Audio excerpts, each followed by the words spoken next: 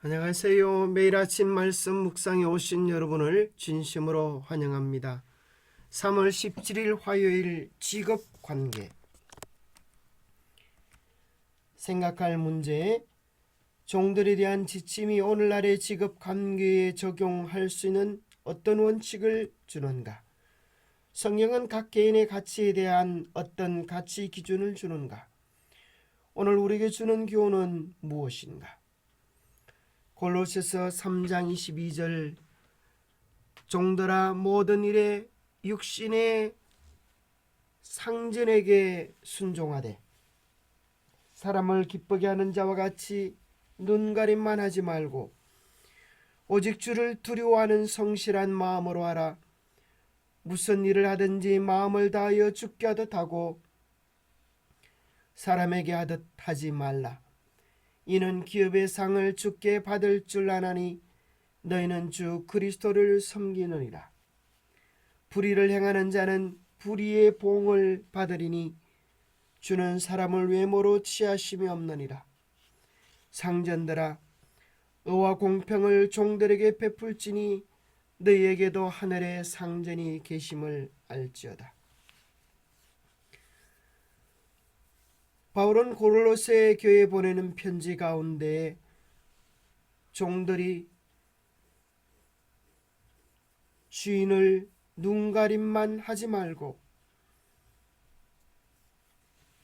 무슨 일을 하든지 마음을 다하여 주께 하듯 하고 사람에게 하듯 하지 말라고 이야기합니다. 왜냐하면 기업의 상을 주께 받을 줄 알기 때문이라고 말합니다. 주님을 믿는 사람들은 무슨 일을 하든지 주께 하듯 충성되이 일해야 함을 이야기해 주고 있습니다.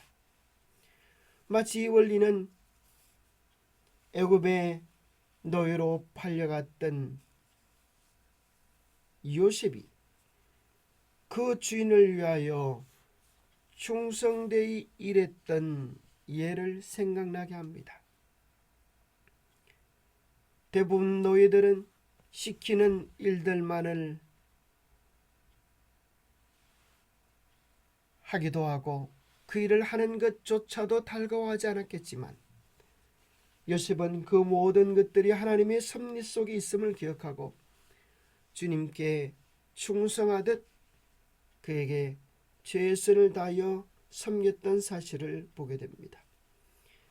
골로새 4장 1절에 보면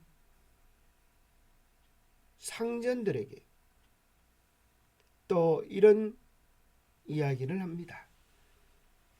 의와 공평을 종들에게 베풀지니 너희에게도 하늘에 상전이 계심을 알지어다. 종들이라고 해서 물건 취급을 하거나 학대하지 말고 의와 공평으로 대하라고 권면해 주고 있는 것입니다. 오늘날 어떤 사람들은 성경의 권면 중 일부를 과부의 유물로 치부하거나 심지어 성경 전체를 신뢰할 수 없다고 주장하기 위해 노예 제도를 언급하는 경우가 있습니다. 그러나 이러한 주장은 구약시대 이스라엘과 신약시대의 교회의 역사적 배경을 전혀 고려하지 않은 주장입니다. 인간은 하나님의 형상대로 창조되었으며 하나님께서 만드신 다른 모든 지성적 존재와 마찬가지로 자유로운 존재로 창조되었습니다.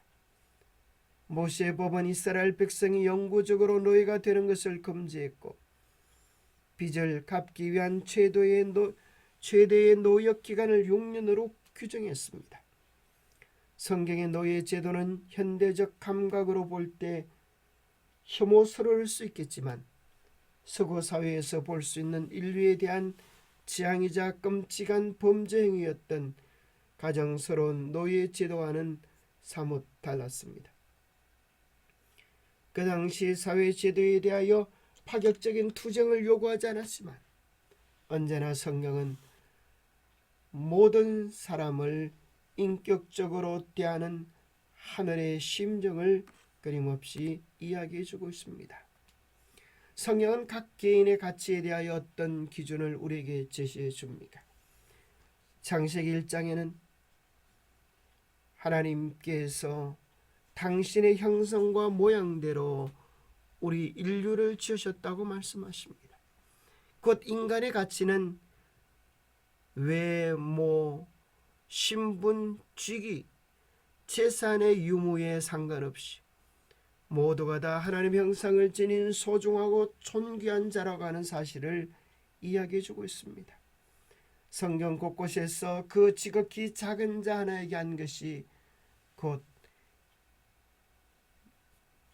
예수 그리스도께 한 것이라고 언급해 주고 있는 것입니다.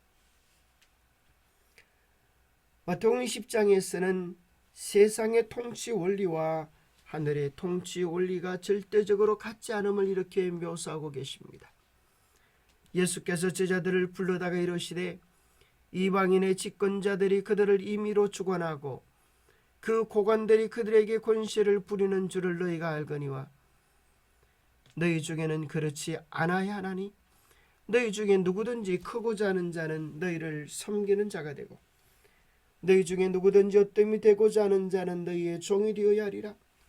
인자가 온 것은 섬김을 받으려 함이 아니라 도리어 섬기려 하고 자기 목숨을 많은 사람의 대속물로 주려 함이라고 말씀하셨습니다. 세상에서는 권세자들이 권세를 부리고 지배하는 것을 좋아하지만 하늘에서는 그렇지 않다고 말씀하십니다. 오히려 예수님께서 본을 보이셨던 것처럼 섬김을 받으려는 것이 아니라 도리어 섬기려 하고 자기 목숨을 많은 사람의 대속물로 주기까지 우리 주님께서 한 사람 한 사람을 사랑해 주신다고 말씀하고 계십니다. 마태복음 13장 8절 9절에도 말씀하십니다. 너희는 랍비라 칭함을 받지 말라. 너희 선생은 하나요 너희는 다 형제니라. 땅에 있는 자를 아비라 하지 말라. 너희 아버지는 하나이시니 곧 하늘에 계신 자시니라.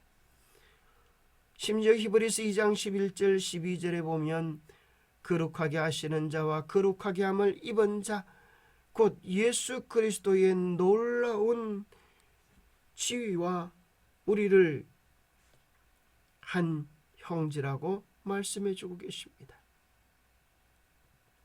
얼마나 놀랍고 파격적인 우리의 가치 선언입니까?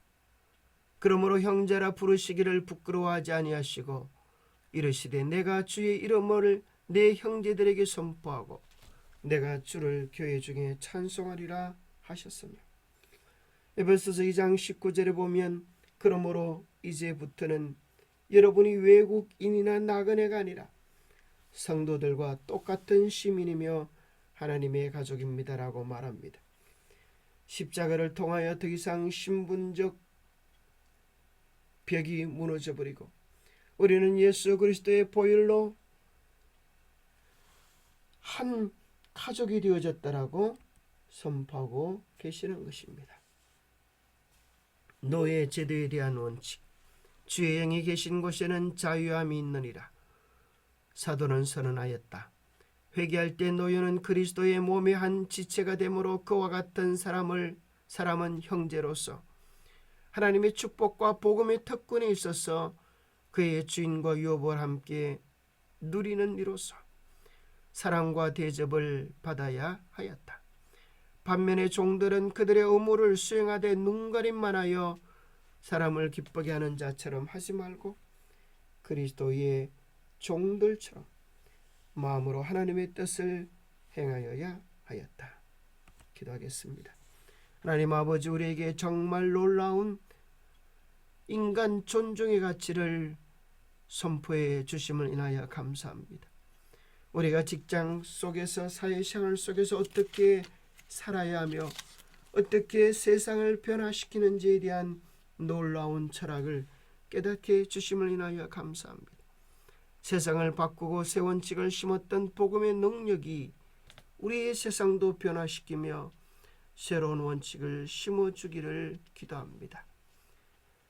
우리가 맡은 모든 일에 주님을 사랑하는 마음으로, 주님을 위하는 심정으로 주님께 하듯 우리의 충성을 다하게 하여 주옵소서.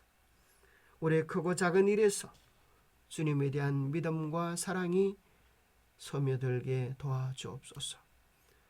우리로 하여금 날마다 주님께 가까이 나아감으로 주님을 닮고 주님을 알리는 주님의 도구들이 되게 도와주시옵기를 우리 주 예수 그리스도 이름 의지하여 간절히 간구하옵나이다.